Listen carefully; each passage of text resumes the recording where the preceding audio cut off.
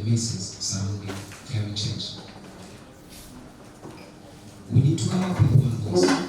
We need to advocate for the future. And there is no any other person who will be in a position to advocate for his home, for their future, than we who are seated here today. And the voices of the youth can never be taken for granted, for the future belongs to us.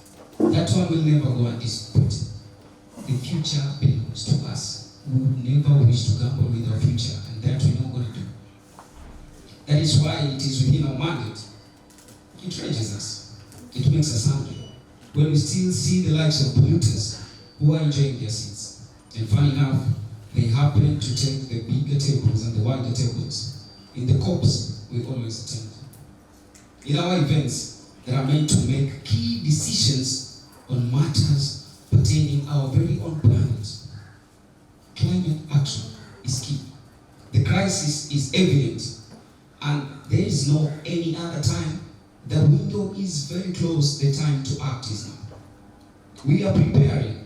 That is the essence of this dialogue, to converge for the African Climate Summit. That will be happening a few weeks from now in Nairobi.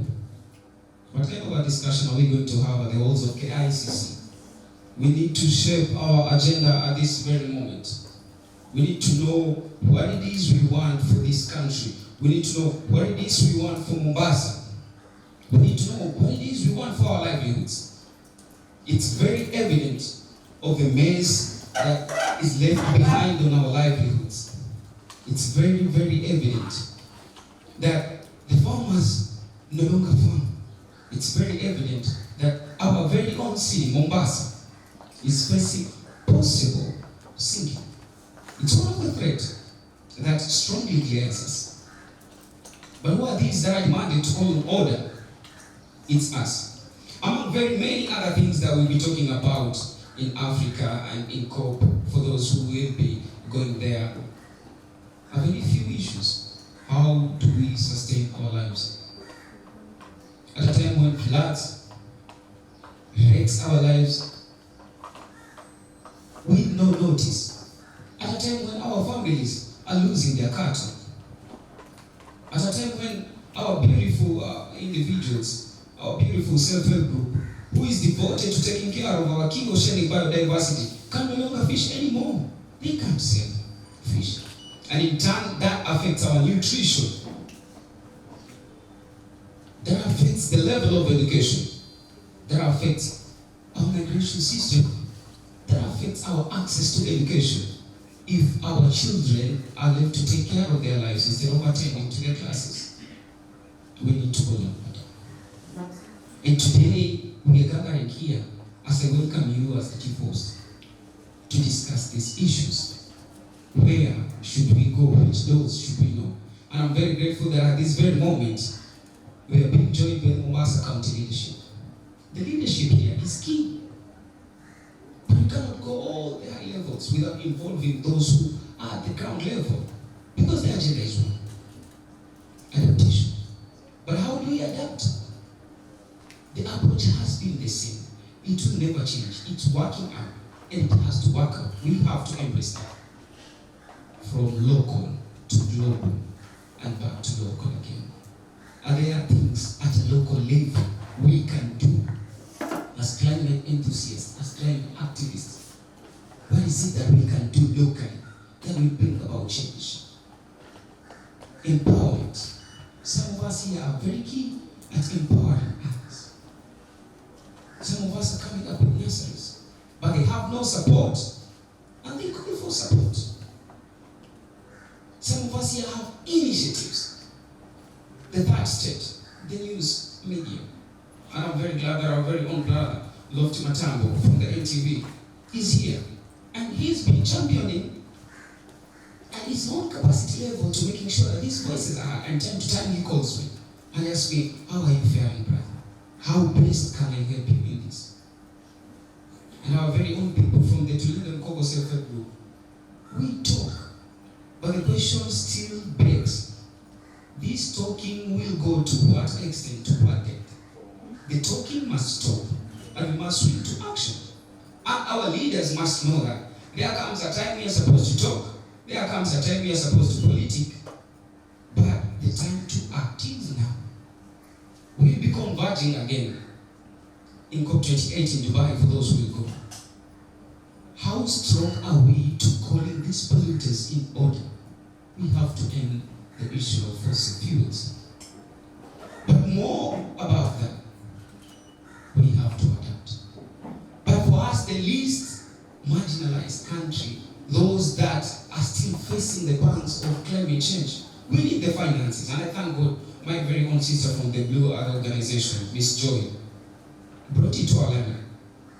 The monies that were promised must be brought to the people who are severely affected. We need to develop our infrastructure, our health system, our technology must be highly invested. The polluters that are now talking about mechanisms, the worst mechanisms and such kind of things, have already developed. And now it's our time that each and every one of us must pay a fair price, an equal share. We need those monies. And one thing that we are going to converge and seek for is how these monies will get to these people who are facing the pangs of climate change. And I've always given this story out. At a time when I was enjoying my sleep, I woke up with waves of screams. You know what? The Tana River had busted its banks. And floods were wrecking in our home area. And at that time I was very young. I was living with my twin sister. And she's the first person I remember to have got. And waters were streaming in our homes. Floods. We had to look for people to rescue us. And it is the norm, of course, you camp along the roads, construct temporary sheds. And then you wait for this relief institutions to come and donate a few things for you, because you have to survive. And I tell you what, the education system by then is shut. The farms you used to go till are shut. The next thing we're talking of are pesticidal and diseases, waterborne diseases. There are no toilets to go to. And I remember that, and it's something I do not wish for any kind of generation. That is why I say we have to adapt now for us to reduce these issues. There are so many thematic areas that we'll be talking about for those who will be converting at the African Climate Summit. We have to unite. We have to come up with this. But more about that, we have to know what is it that is a priority to us. When you talk of adaptation, what is it that really means that we are adapted as a country? What is it that we can do? The basic principle remains the same. From local to global to local again.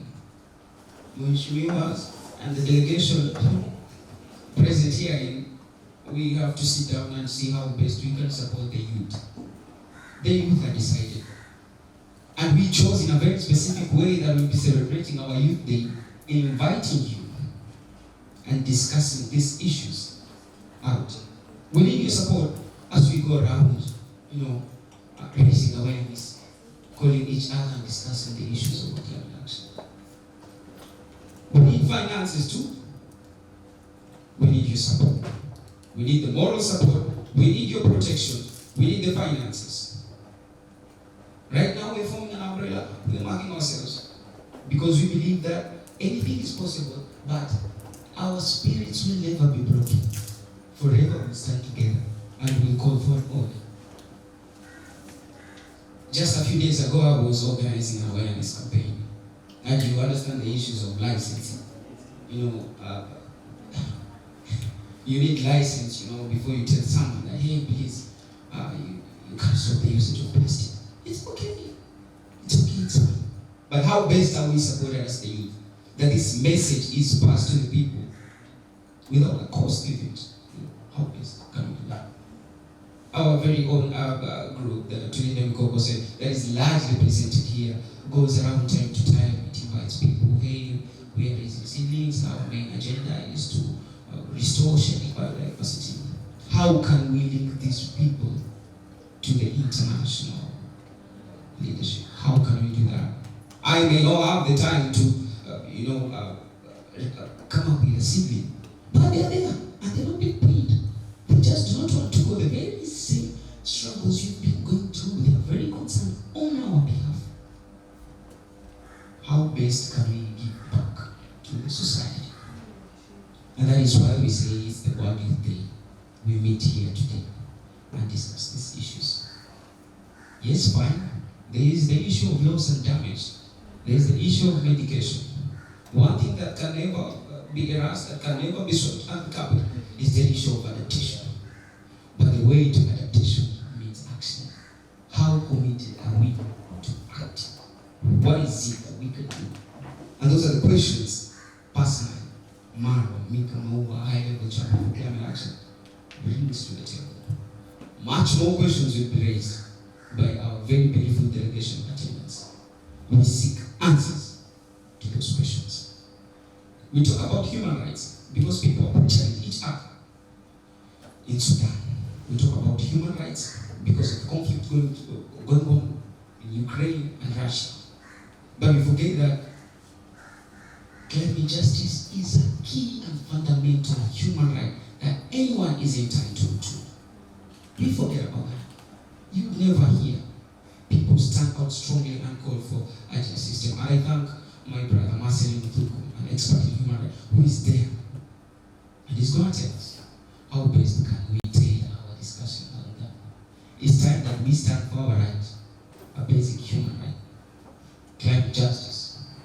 That is what we want to know here. That climate justice is a basic human right, and that the voices of our women are never going to go hoarse. They will never be silenced. Our women must be heard because they are the severely impacted. But you know why we're here? The youth have been hard hit, and that the most that the voices have been silenced. Yet it's our future that we're fighting for. So we are coming out. We need your support. We need answers. We need to debate together. I hope my message is very clear.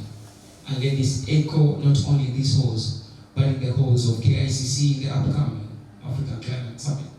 Let this also echo in the halls of Dubai. It's a message that will never grow hoarse. We'll pass it again and again, time to time, whenever we get the chance to be there. That we must put our truths in this whole debate. Thank you so much for your attention and for listening to me.